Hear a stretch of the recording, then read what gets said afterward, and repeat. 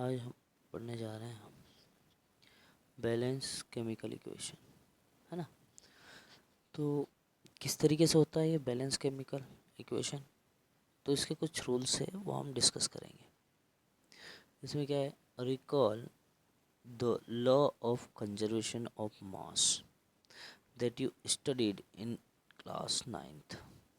आपने law of conservation of mass को class 9th में डिस्कस किया था। और इसमें पता है क्या होता है, इसका मीनिंग ये होता है कि किसी भी मैटर को ना तो आप डेवलप कर सकते हो ना ही डिस्ट्रॉय कर सकते हो, इसके एक फॉर्म से दूसरे फॉर्म में इसको कन्वर्ट कर सकते हो। और ये लिखा हुआ है, देखिए आप, मास can neither be created nor destroyed in a chemical reaction. Chemical reaction में मास को ना तो आप क्रिएट कर सकते हैं ना ही डिस्ट्रॉय कर सकते हैं। That is the total mass of the element present in the product of a chemical reaction has to be equal। Chemical reaction में टोटल मास जो होता है मैटर का वो इक्वल होता है the total mass of the element present in the reactant. मतलब जितना रिएक्टेंट में टोटल मास होगा एलिमेंट का, उतना ही प्रोडक्ट में भी उसका टोटल मास होगा। या दूसरे वर्ड्स में हम कह सकते हैं कि the number of atom of each element remain the same। जितने भी एलिमेंट्स होते हैं, ठीक है, वो कैसे रहते हैं, सेम ही रहते हैं before and after a chemical reaction. Chemical reaction के शुरुआत में और उसके आखिरी में। Hence we need to be a balance skeletal chemical equation. इसलिए हमको उस केमिकल इक्वेशन को बैलेंस करना ज़रूरी होता है। Is the equation balance. यहाँ पर जो अब देखो एक दिया है हमको, क्या, जिंक और सल्फ्यूरिक एसिड। तो जब रिएक्शन होती है तो क्या बन गया, जिंक सल्फेट बना। और कौन सी गैस निकली, हाइड्रोजन गैस निकली, ठीक है। अब इस इक्वेशन को हमको क्या करना है, बैलेंस करना है वन बाय वन। कैसे कर सकते हैं बैलेंस इसको, तो उसके लिए हम क्या करेंगे, देखो जिंक का सिंबल क्या होता है, Zn, और सल्फ्यूरिक एसिड का होता है H2SO4। तो ये क्या बनाया हमने, zinc sulphate plus hydrogen gas. Let us examine the number of atom of different element on both sides। अब both sides का मतलब क्या होता है, both sides का मतलब होता है कि ये जो जिंक का आपने लिखा, क्या लिखा, जिंक, और ये क्या लिखा, सल्फ्यूरिक एसिड लिखा ना। तो ये जो साइड्स है, ये कौन सा साइड हो गया, लेफ्ट हैंड साइड, ठीक है। और एरो के इस साइड वाला जो हो जाएगा आपका, क्या हो जाएगा, जो जिंक सल्फेट बना, क्या बना ये, zinc sulphate plus hydrogen gas, ये हो जाएगा हमारा राइट हैंड साइड। तो आपका लेफ्ट हैंड साइड और राइट हैंड साइड क्या होना चाहिए, इक्वल होना चाहिए। तो total element left hand side में देखें कितना होता है, तो देखिए आप, ये लेफ्ट हैंड साइड में जिंक है, हाइड्रोजन है, सल्फर है, ऑक्सीजन है। जिंक है, हाइड्रोजन है, सल्फर है, ऑक्सीजन है। जिंक किस साइड कितना है, इधर 1 है, तो ये लिखा देखो 1। हाइड्रोजन कितना है, ये देखिए 2। और सल्फ़र कितना है, सल्फ़र 1 है। और ऑक्सीजन की बात करें तो ऑक्सीजन कितना है यहाँ पर, 4 है। इसी तरह राइट हैंड साइड में देखो, जिंक कितना हो गया, 1 हुआ। और सल्फ़र कितना है, हाइड्रोजन देखो, हाइड्रोजन भी कितना है, 2 है। और सल्फ़र देखें आप, 1 आपको दिख रहा है। एंड ऑक्सीजन कितना है, 4 है। तो क्या कह सकते हैं आप इसके बारे में, इसके बारे में कह सकते हैं, as the number of atom of each element is the same on both sides. इस साइड भी नंबर ऑफ एलिमेंट और इस साइड भी नंबर ऑफ एलिमेंट क्या है, सेम है, ठीक है। तो क्या बोलेंगे हम इसको, कि ये जो रिएक्शन है वो क्या है, ये जो रिएक्शन है वो क्या हो गई हमारी, बैलेंस्ड हो गई है, ठीक है। इसके लिए हम एक और रिएक्शन लेते हैं। Let us try to balance the following chemical equation. एक और केमिकल इक्वेशन हम इसमें ले सकते हैं, और आपको पता है कौन सी लेंगे, ये आयरन H2O इसके साथ रिएक्शन करेंगे तो क्या बन रहा है Fe3O4 प्लस H2। मतलब ये जो चीज़ें हैं वो क्या हो जाएगी आपकी लेफ्ट हैंड साइड, और ये क्या हो जाएगी आपकी राइट हैंड साइड।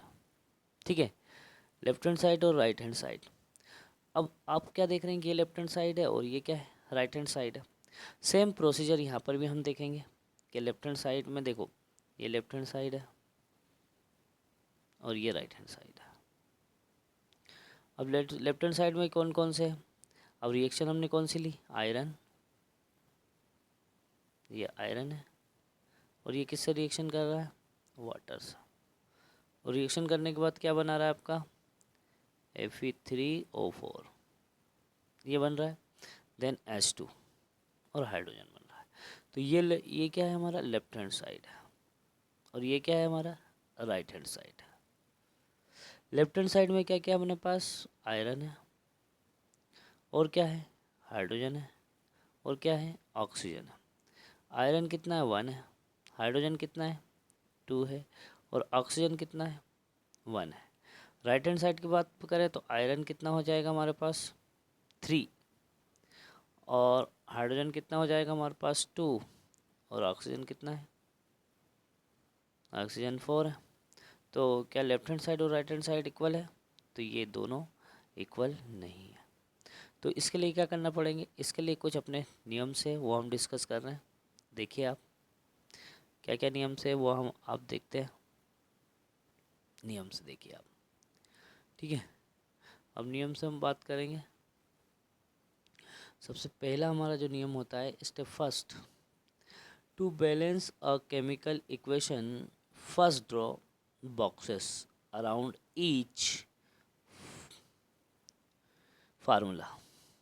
अब जो ये फार्मूला हमने लिखा था, कौन सा फार्मूला था हमारा, आयरन था प्लस वाटर थी, और रिएक्शन क्या बना हमारा, यह बना हमारा Fe3O4।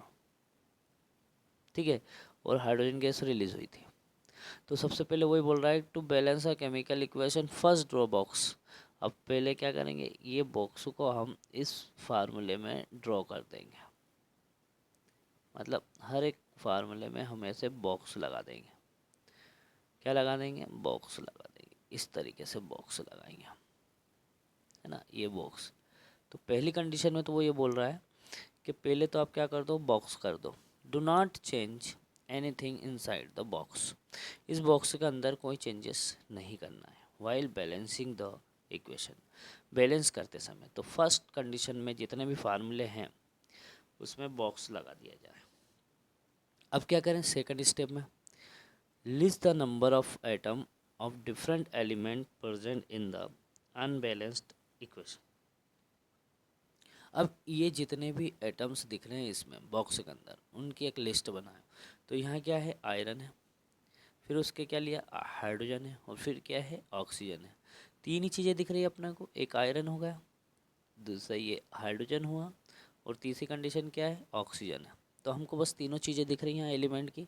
तो अब यहाँ देखिए पूरे में, इस लेफ्ट हैंड साइड में ये लेफ्ट हैंड साइड है, और ये कौन सा है, राइट हैंड साइड है।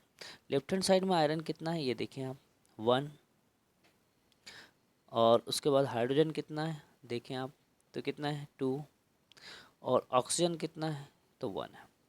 लेकिन अगर राइट हैंड साइड है, ये राइट हैंड साइड है हमारा, ये जो दिख रहा है आपको, ये क्या है, ये राइट हैंड साइड है। तो राइट हैंड साइड में आयरन देखिए कितना है, यहाँ देखो 3 लिखा हुआ है, तो हम यहाँ लिखेंगे 3। यहाँ कितना है हाइड्रोजन, देखें आप 2 है, तो यहाँ लिखेंगे 2, और यहाँ ऑक्सीजन कितना देखिए, तो 4। तो पहली स्टेप में हमने क्या किया, बॉक्स प्रिपेयर करेंगे, फिर इसकी लिस्ट बनाएंगे और नंबर ऑफ़ एलिमेंट काउंट करेंगे। थर्ड स्टेप में क्या होता है देखें आप, it is often convenient to start balancing with the compound that contain the maximum number of atom. हम अब लिस्ट बनाएंगे और इसमें ये देखेंगे कि इस कंपाउंड में सबसे ज़्यादा नंबर किसका है। तो it may be a reactant और अ प्रोडक्ट। वो क्या हो सकता है, या तो रिएक्टेंट में हो सकता है या ही प्रोडक्ट में हो सकता है। In that compound select the element which has the maximum number of atom. और उस कंपाउंड को हम सेलेक्ट करेंगे जिसके पास मैक्सिमम नंबर होगा। तो यहाँ मैक्सिमम नंबर आप देखेंगे तो ये हमारा राइट हैंड साइड में किस में नंबर है, इसमें है। देखो 3 और 4, सबसे ज़्यादा नंबर इसी में अपने को देखने को मिलता है ना। तो क्या लिखेंगे, वी सेलेक्ट Fe3O4, हम Fe3 और 4 को सेलेक्ट करेंगे। And the element oxygen in it, और ऑक्सीजन का नंबर देखो सबसे ज़्यादा है, ऑक्सीजन का नंबर क्या है, सबसे ज़्यादा है। तो इसको हम देखेंगे, there are 4 oxygen atom on the right hand side, right hand side ही है ये, ठीक है। And only 1 on the left hand side, और लेफ्ट हैंड साइड में क्या है, 1 है। तो सबसे पहले हमने क्या देखा, हमने ये जो आयरन है और H2O से जो रिएक्शन की थी हमने, और क्या बना था, Fe3O4 बना था, और Fe3O4 के बाद H2O बना था। तो यहाँ पर सबसे ज़्यादा नंबर इस Fe3O4 का है, जिसमें ऑक्सीजन का नंबर 4 है, और लेफ्ट हैंड साइड में ऑक्सीजन का नंबर 1 है। तो हम क्या करेंगे, सबसे पहले उसको बैलेंस करने के लिए क्या करेंगे, जो वाटर है लेफ्ट हैंड साइड में, ये लेफ्ट हैंड साइड में जो वाटर है हमारे पास इसमें, और जो राइट हैंड साइड में जो ऑक्सीजन है 4 है, ठीक है। तो अब हम इसको बैलेंस करने के लिए क्या करेंगे, 1 में 4 का मल्टीप्लाई करेंगे, मतलब यहाँ जो दिया है इसको हम क्या कर देंगे, 4 का मल्टीप्लाई कर देंगे, बाहर की तरफ करेंगे मल्टीप्लाई। मतलब ये जो H2O है ना, इस H2O को यहाँ पर इसके आगे हम 4 लिख देंगे, ठीक है। इसके आगे हम क्या लिखेंगे, 4, मतलब यहाँ 1 है, ये ऑक्सीजन 1 है, तो ऑक्सीजन 1 है तो हम इसको 4 में मल्टीप्लाई कर देंगे, पर आगे की तरफ 4 में मल्टीप्लाई होगा, ठीक है। और यहाँ क्या करेंगे, इधर ये इधर Fe3O4 में इसमें 1 का मल्टीप्लाई करेंगे, ठीक है। तो Fe3O4 में 1 का मल्टीप्लाई हो जाएगा। तो सबसे पहले हमने यही देखा, तो to equalize the number of atom is must be remembered that we can't after the formula of the compounds or element involve in the reaction. जैसे कि हम बात कर रहे थे कि बैलेंस करने के लिए oxygen atom we can put coefficient 4, मतलब 4H2O लिखेंगे हम। तो लेकिन इसको ऐसा नहीं लिखेंगे कि अगर H2O है तो इसके यहाँ 4 लिखेंगे, नहीं तो आप क्या कर दो, यहाँ 4 लिख दो, यहाँ लिख दो। तो ये चीज़ें गलत है, ये नहीं करेंगे हम क्या करेंगे, इस हाइड्रोजन के आगे ऐसे 4 लगाएंगे, ठीक है। तो फर्स्ट कंडीशन में तो हम यही कर रहे हैं हम। Now the mainly balanced equation, तो फिर वो इक्वेशन की रिएक्शन कैसे हो जाएगी, देखो Fe तो हमने ऑलरेडी पहले से लिख रखा है, अभी H2O पर हमने चेंजेस किया, जिसके आगे हमने क्या लिखा, 4 लिखा, और यहाँ क्या करा, Fe3O4 प्लस H2। तो हमारी रिएक्शन यहाँ तक हुई। थर्ड स्टेप आई होप कि आपको समझ में आई होगी। अब देखें फोर्थ में क्या होगा, फोर्थ स्टेप अब हम देखेंगे कि पहले तो हमने देखा कि मैक्सिमम नंबर जिस कंपाउंड्स का है उसको हम बैलेंस कर लेते हैं।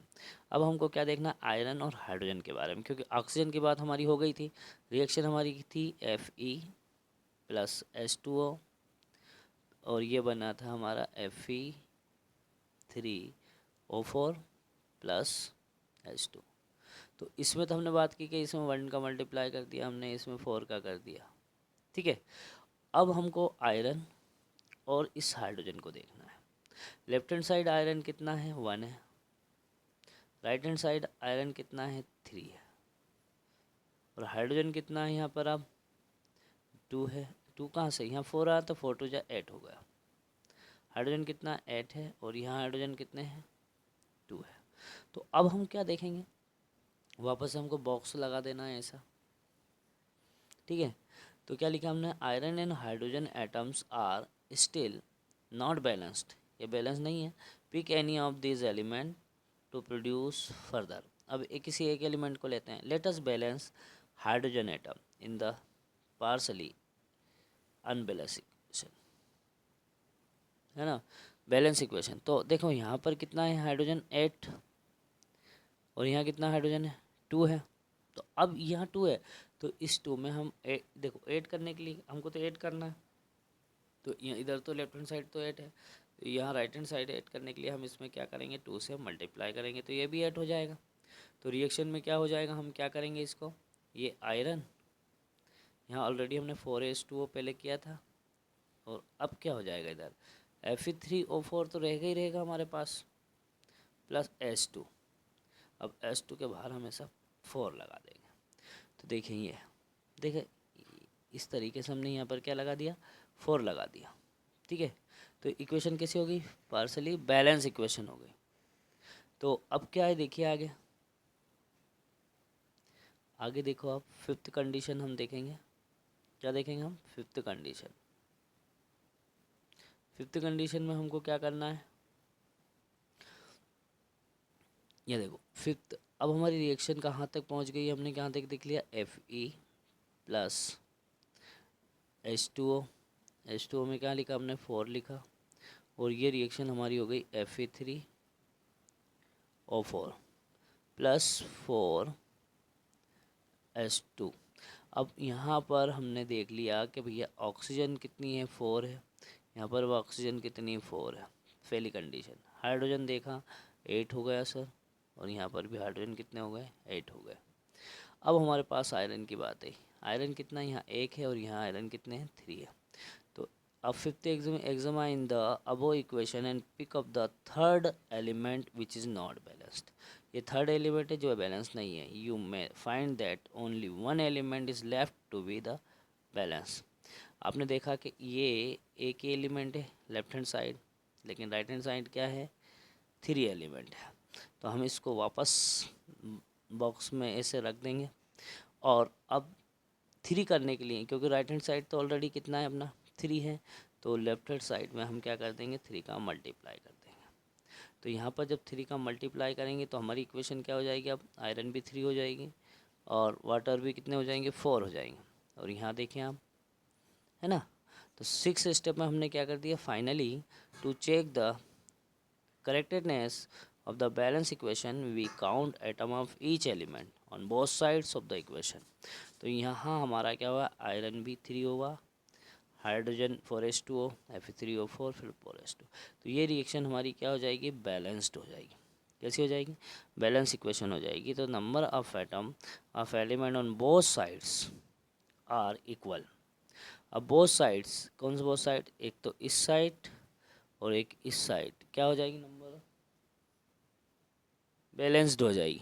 ठीक है, तो this equation is now balance. This method of balancing chemical equation is called heat and trial method, और इसी को हम क्या कहते हैं, हीट एंड ट्रायल मेथड्स कहते हैं। तो as we make trial to balance the equation by using the smallest whole number of coefficient. फिर उसके बाद ये तो रिएक्शन हुई, writing symbol of physical state. Physical state के भैया वो जो आयरन है वो किस फॉर्म में रहता है, सॉलिड फॉर्म में रहता है। ठीक है, वाटर किस फॉर्म में रहता है, यहाँ वाटर जो है वो गैसियस फॉर्म में रहेगा, लिक्विड के फॉर्म में नहीं रहेगा। गैसियस फॉर्म में ही आयरन से रिएक्ट करता है। तो ये आयरन ऑक्साइड सॉलिड फॉर्म में बनाता है, और हाइड्रोजन गैसियस फॉर्म में होता है। तो carefully examine the above balance. तो does the equation tell us anything about the physical state of the each reactant and product. आपको रिएक्टेंट और प्रोडक्ट में उसकी स्टेट देखना पड़ेगी। No information has been given in this equation about their physical state. तो to make chemical equation are informative, chemical equation जो रहती है वो इन्फॉर्मेटिव होती है। तो the physical states of the reactant and product are mentioned along with their chemical formula. The gaseous, liquid and aqueous solid state of reactant and product are represents. तो आप gaseous के लिए जी लिखेंगे, लिक्विड के लिए एल लिखेंगे, aqueous के लिए ए क्यू, और सॉलिड के लिए क्या, एस लिखेंगे। तो the word equation are return the reactant or product is present water. तो इस तरीके से हम इसमें लिख देंगे, और आगे क्या हो जाएगा हमारा ये,